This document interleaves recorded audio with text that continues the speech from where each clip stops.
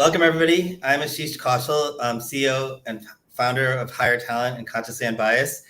I'm excited today because we are doing the third part of our series called Know Thyself, which I think is very important if you're going to become a leader in corporate America and just in general and how you manage life. And so today we're going to be covering topics around managing your energy versus managing your time. We have a special guest, Patrice Ford Lyn. She's an executive coach and CEO of Catapult Change, who uses her mindful practices and executive coaching skills to elevate other senior Black leaders. We're really excited, and I'm coming to you live from Columbus, Ohio, and she is in Florida. Welcome, Patrice. How are you? I am wonderful, Ashish. Thank you for having me today. Hi, everyone.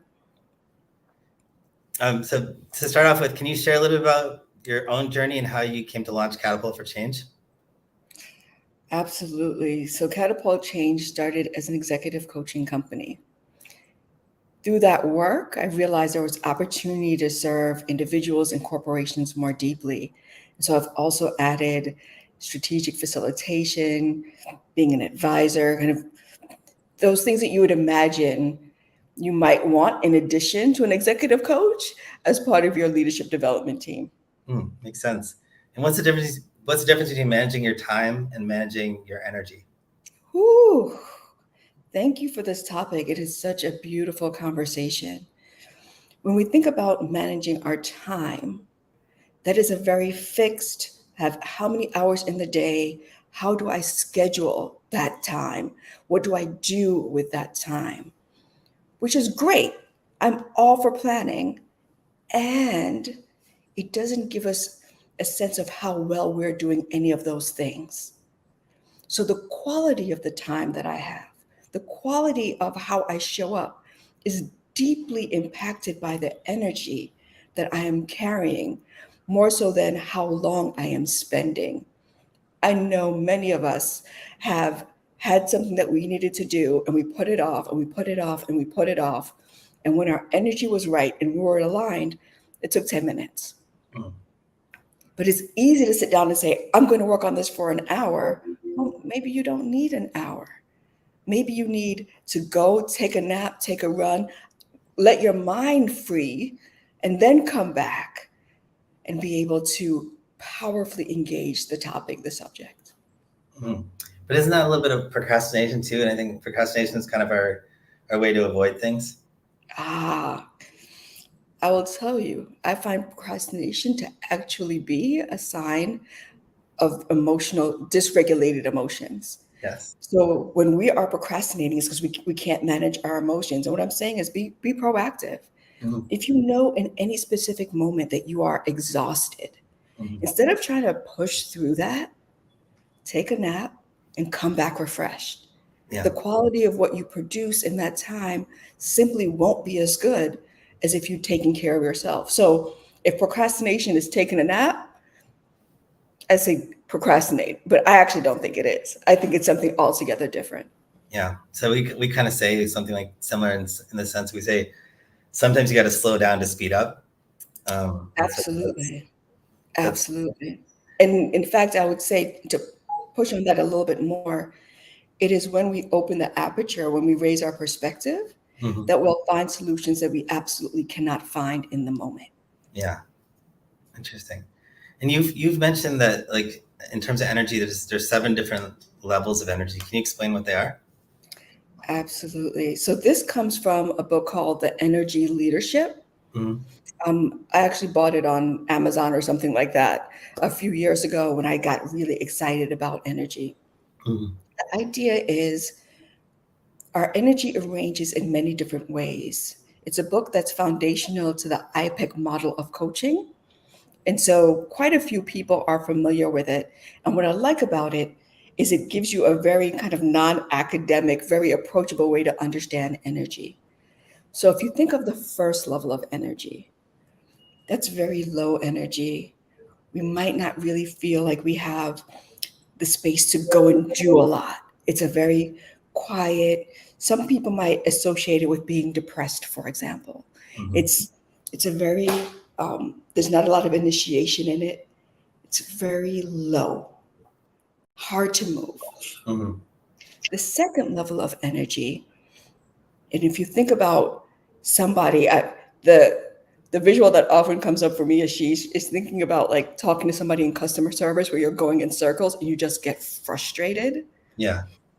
So that's like a more of a moving energy. Mm-hmm. But both of those are catabolic. They actually break us down. They're not healthy. And in large doses, they become exhausting and overwhelming. Yeah. So the first two stages of that 7-stage process that IPEC uses as outlined in energy leadership Mm-hmm. are energy drains. And if we're not careful, we'll try to operate from those places and wonder why we're not being successful. Mm-hmm. If you find yourself in one of those two levels, the most powerful thing you can do is ask yourself, am I okay? And what do I need? Mm-hmm. You know, the name of your company is Consciously Unbiased, and it's about bringing our, our awareness, our consciousness to what's happening with our energy. Yeah. So at level 2, level 1, you say to yourself, how am I? And you might say, actually, I'm spinning, I'm spiraling, I'm exhausted, my adrenaline is moving through my body. And then the second question, what do I need, is how do I take care of myself? And in the moment that you take care of yourself, you interrupt that process of being on autopilot, of just having the adrenaline and cortisol moving, and you get to be in choice. And as we get to be in choice, we now can make different decisions about how our energy gets organized.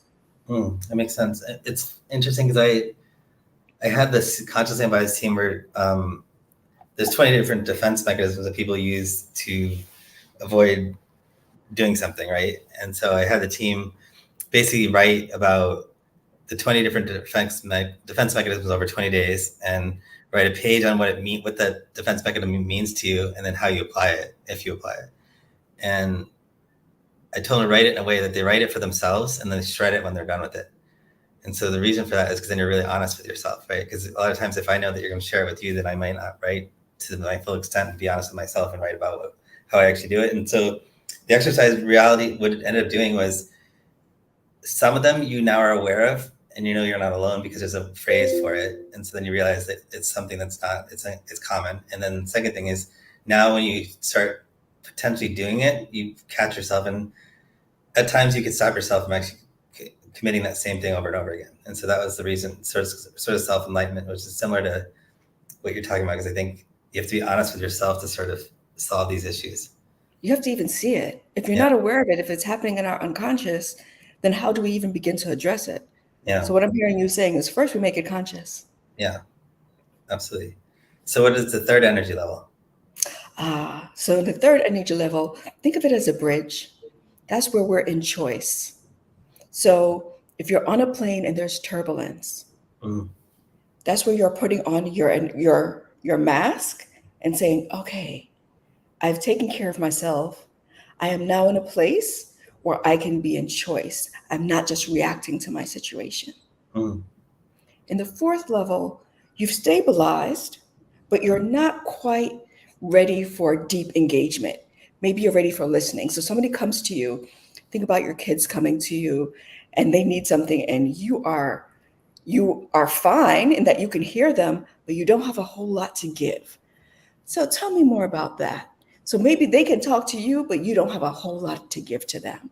Yeah. So that fourth energy field is really kind of one directional, where you can receive, but you don't have a lot of excess energy to pour in. Okay, interesting. Then the fifth and sixth one? So this is where it gets really interesting. The fifth is when real collaboration can happen. The way your energy is organized is that you are actually able to engage because all of your needs are taken care of. You're not in fight or flight. You are not running and gunning. You are present. So right now, we're likely in the fifth energy level. Yeah. Because I can hear you, you can hear me. We have banter, we're back and forth. That's what the fifth energy level feels like. Okay. And then the sixth, you asked me about the sixth. Yeah. Have you ever been to a concert? Yeah. And that feeling of we're all in this together, there's this oneness that happens. Like you don't Yeah. know the person next to you, but you Yeah. are all vibing in the same way. Yeah. That feeling of oneness with other people is the sixth energy level. Mm. And the seventh is one we find in prayer and meditation. It's a oneness with source energy. So So that's six, like, oneness with each other, and seven, oneness with source. so that's like what you get. That's the feeling people are getting at the Taylor Swift concert right now. Well, some of Right. them might be in six, some of them might be in seven, Yeah. but likely one of the two when they are just in a euphoria.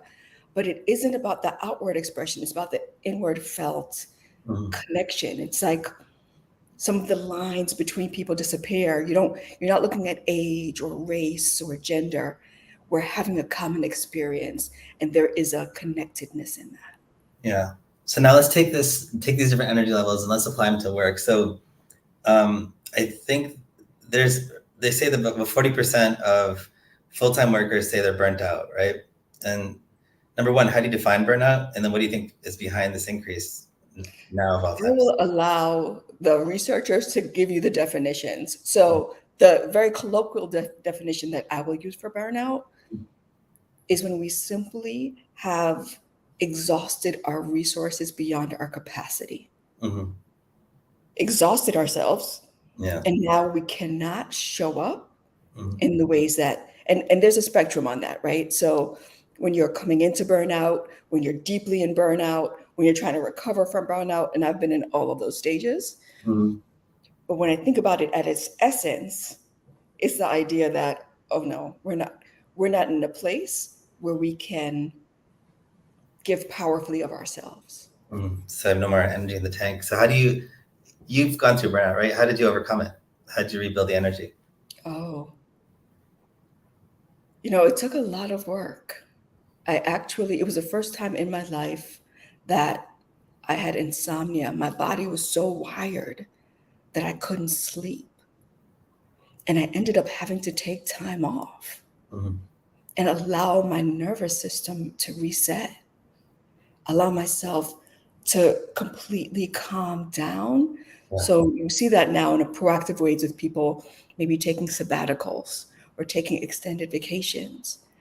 But as you're talking about the work situation, the fact is we are not necessarily encouraged in our work situations to take care of ourselves, Yeah. to take care of our energy. So burnout is far more prevalent than we would want it to be or imagine, Mm-hmm. because we are taught to think about our time and our schedule and how we manage our deliverables, but not how we manage our energy. Yeah. So, I mean, this kind of goes back to compatibility and leadership too. There's people that you work with that drain your energy, and then there's people that don't. What can you do to sort of have good, positive discussions to sort of manage that energy drain in a more effective manner? Great question. So if somebody's energy draining, there are a few things that I would do. Mm-hmm. One is limit the amount of time I'm actually giving to this person. Mm-hmm. So maybe I have a really clear boundaries. Yeah. Okay, we're going to go in, I'm going to talk about these three things, and I'm going to leave. Mm-hmm. So I am not spending my time in that energy draining field. Mm-hmm. Another thing that I find personally helpful, and I tell my clients to do all the time, is to meditate. I can talk with someone, like I can do it with you right now, where there's a part of me that I'm keeping for myself. So even though I'm present with you, I'm also present with myself. Yeah. And that allows me to save some of that energy. And it takes burnout a lot longer. It takes me longer to get depleted. Mm-hmm. Vacations are a lot of what is another way, right? I guess they obviously are meant to help us reset and get out of autopilot, but expectations about needing to always be on the means. It doesn't always mean that many people have trouble unplugging, right? So I, for example, even if I travel and take a vacation, I'm pretty much still on. And don't shut off my email, for example. So any advice around how do you Oh, really... let's talk about it. Yes. And let's move this from the theoretical to the practical. Yeah. So is that just FOMO or is that responsibility? Two things can be true. Mm-hmm. And the question is, how do you manage it? So you are a CEO. Yeah. The responsibility doesn't stop, but we know. So there are great books out, like Deep Work by Cal Newport, where he Yeah. talks about the power of the pause and taking breaks, and how leaders who are really needing to be visionary, so not folks who are just managing, but people who are trying to anticipate, need that time and space to think. And if you don't decompress, you're actually robbing your company of the potential it has to be great, because you're always acting from a reactive space. Yeah. So I'll give you an example. I went on vacation myself, and my wife said to me, "Hey, are you going to be working?"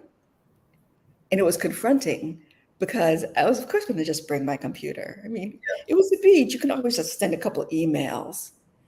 I didn't. And what I did instead is we actually just did a jigsaw puzzle, right? So we spent days just having fun, engaged with each other. The energy that I get from that allows me to come more powerfully to my work. So I would say, give yourself an experiment. And it might be hard because we're now habituated to certain behaviors. Maybe it's the first day. But what happens if for one day you don't pick anything up? Just notice how your energy arranges. What happens for you on that second day after you've given yourself an actual break? So let me push back on you a little bit on that. So I go on vacation, right? And I don't take the full day off or whatever. I don't. But one thing I do is every week I take 10% of my time to just think. And so I love that. and that's where my ideas come from. So maybe my vacations spread across 52 weeks. And I think that's great. There's no one answer. And Yeah. what works for you today is not what's going to work for you under different circumstances in a week or in a month. Yeah. So if what I'm hearing you say is, I actually am really good about creating that creative space. Yeah. And that's where all my That's ideas are great. born from. Yeah, that time to be generative. Like, I'm great at that. Then I'd say, then maybe you found an equilibrium that works for you. I would say, look at where you're having diminishing returns. So where are you working past exhaustion, and what are you producing in those spaces versus what you're producing in when you actually come to something fresh? Yeah. What does exercise have to do with energy levels? Which one? Exercise. Oh, exercise. Ooh, again, no one size fit all answer, but I'll tell you how it organizes in my body. There are times when I need to disperse energy. So again, maybe the adrenaline is moving in my body and I need to get some of it out so that I can calm and relax and be present. There are other times when I might need to summon the energy. So I need to center through meditation or yoga. So I find even with exercise, there are different ways that it will affect my energy depending on the exercise I'm doing. Yeah. But when I need to disperse some energy, I like to be in movement. And then when I need to center my energy, I like to be slower. It's interesting, the slower centering part, because one of the things I do when I switch from one meeting to another, I'll walk up to the door and turn the handle and take a breath and sort of reset. So when I walk into the next meeting, I'm focused on the next thing. And it's just a way to like slow your brain down so you're focused on the next topic and you let the last one. That pause is what brings you into awareness. Yeah. The slowing down. So what I'm hearing is that you've created a routine, a process for coming back into awareness and coming back into our. That's beautiful. That's absolutely beautiful. I turned it into a habit, basically. Yeah. So it's just natural for me to do it now. In the beginning, though, it was an active effort. And so I think so going to that, like active efforts and habits and stuff like that, one of the things we talk about in Consciously Unbiased is if you want to change your world, your community, your work life, your home life, it starts with small action steps. We call them micro progressions, right? So having said that, what are some of the micro progressions that you suggest we do from a practical standpoint at work that can help safeguard our energy in the workplace? So one that I find a lot of executives really, really move towards, they really enjoy, is a 1-minute meditation before meetings. So you talk about turning the handle. One of the things that I encourage my clients to do is before they step into a meeting, set a timer for a minute and just breathe. Yeah. Allow themselves to be deeply present, Mm-hmm. and then think about what it is they really want from this meeting. Mm-hmm. Is there information? Is there insight? Is there collaboration? When we are able to go in more intentionally, those outcomes become more powerful. Do you use the box method? I have. I Yeah. don't know that I think it's more helpful than other methods. So I know I believe it developed in the military. Yeah. And I know I believe it was Navy SEALs who use it to like lower their adrenaline and cortisol and stabilize. I find just deep breaths are helpful. Like for me, they don't even have to be fancy. Mm-hmm. It can just be. Is there a technique though? Like, do you have to breathe in more and then breathe out less, or breathe out more and breathe in less to So slow your brain down? there are techniques. And again, I would say for folks, do what works for you. Yeah. If I need to build my energy, Mm-hmm. I breathe in more quickly. Mm-hmm. If I need to disperse my energy, I breathe out very long. Mm-hmm. So, and the tool that I haven't explicitly talked about that I find actually deeply helpful for folks who will give themselves like 3 to 5 minutes Mm-hmm. is just doing a body scan. So, starting at the top of your head and just noticing the sensations that you are experiencing from the top of your head to the bottom of your feet. Mm-hmm. It is so deeply powerful in getting us back into awareness in our bodies Mm-hmm. and our emotions. Is my heart racing? Is there a knot in my stomach? What's happening for me? Yeah. So centering basically, right? Absolutely. Yeah. Interesting. Is there anything else that you think is important that I haven't asked you? Oh, I'm sure. I think it might actually, I'm wondering, Ashish, if it might be helpful for us to actually do a practice. So Sure. folks get to see what it looks like to do this. Okay. So for folks who are listening, either live or recorded, I'm just going to do a really quick body scan. It'll be a couple minutes.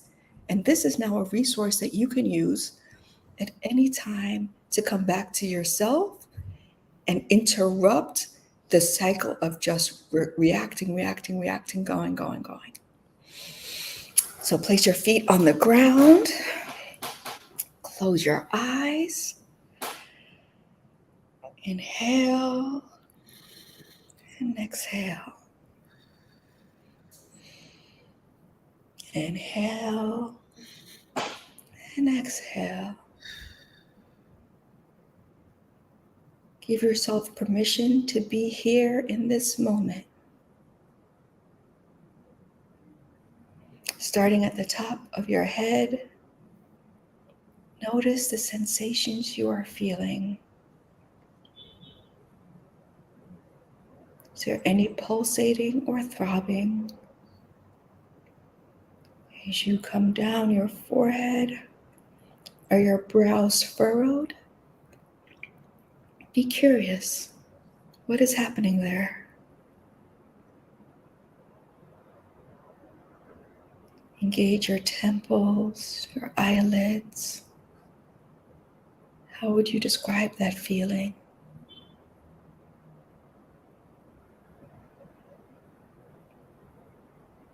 Feel into your cheekbones, to your nose, to your sinuses.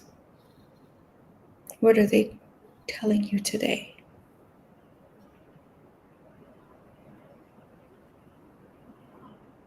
Move down into your jaw. Is it clenched? Let's be curious. What's happening there? Feel into your neck and your shoulders. Our shoulders often tend to live up by our ears. Wait for us to exhale. Feel into your chest and examine how is your breathing.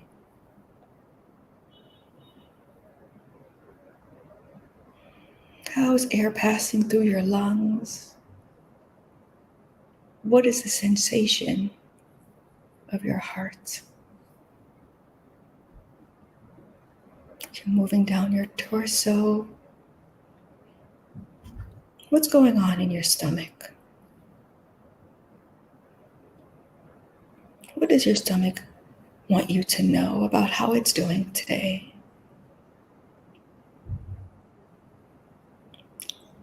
And we move into our seat. How are we feeling there?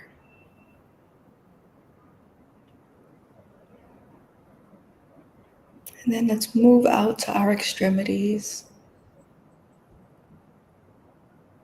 Down our legs, down our arms. What is the sensation that our awareness is unveiling?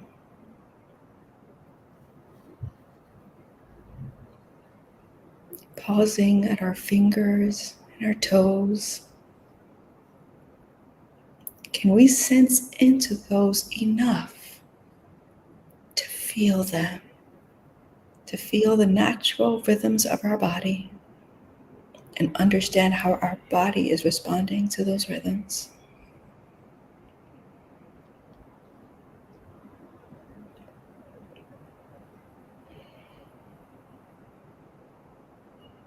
Take a moment to integrate. What have you learned about your energy today? What have you learned simply by paying attention to the sensations in your body? Where are you holding tightness? Where are you feeling free? What do you need to be okay?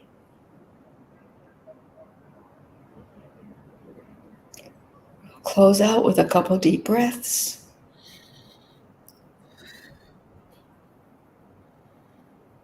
Take a moment to remember that this is an exercise you can return to at any time. A gift you can give yourself throughout the day to allow your nervous system to settle and give yourself what you need. When you are ready, open your eyes. Take a minute to feel into your body and into your spirit.